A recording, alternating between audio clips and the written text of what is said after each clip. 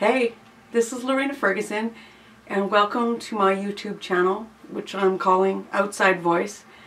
Follow the link back to YouTube and subscribe below so that we can stay connected. I was out today and I bought this here coconut cookie. It's called a coconut patty, and it's just made out of pure coconut and sugar and some chocolate on the back, and it's amazing. Honestly, I wish I could give you a bite, but obviously I can't do that. So I ate it, and then I ate another one, and pretty soon I'm pretty sure I consumed the whole box on my own because they were so good. You know, it was that kind of moment where once you taste the real thing, there's no turning back. It's just real pure coconut, and so I'll never be able to eat another fake coconut cookie again. No, just no turning back for me. And I thought, it's kind of like Jesus, only, you know, in a much more serious way. It's like once we really understand and see who Jesus is, he's the real thing, and there's just no turning back after that. You know, I know there's a lot of people out there, and maybe you're watching, you grew up in a church and maybe in a Christian family or whatever, and thought at some time that you had some faith, and then at some point you fell away and you decided that maybe you weren't Christian after all.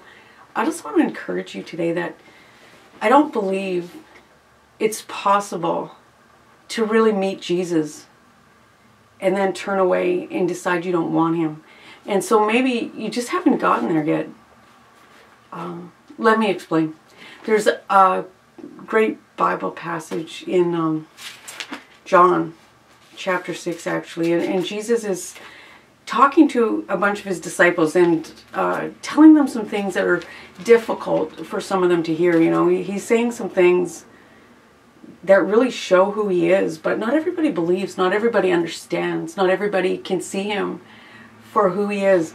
And so those people there that just aren't getting it, they're not understanding, they find his words very hard and difficult. And so they say, you know, this isn't right, I'm turning away, and they leave. They decide they're not going to follow Jesus anymore because all they see is a man, and Jesus is so much more than that. But not everybody leaves, you know. For certain, his 12 disciples, you know, the ones closest to him, are still there. And he turns to those 12, and Jesus says to them, do you want to leave too? But Peter answers Jesus, Lord, to whom shall we go? You have the words of eternal life. You see, Peter has seen Jesus for who he is. Peter has seen in Jesus the divine. He knows that Jesus is the real thing, that Jesus is God. And once he's seen that, he knows there's nothing else on earth that could possibly satisfy his heart. There's no one else to turn to. There's just nowhere else to go once you've understood and come face to face with who Jesus is. And so, if that hasn't happened to you yet, and even though you've been going to church for many years, and so it doesn't seem real to you, and you began to doubt and you wandered away, don't be discouraged, don't give up.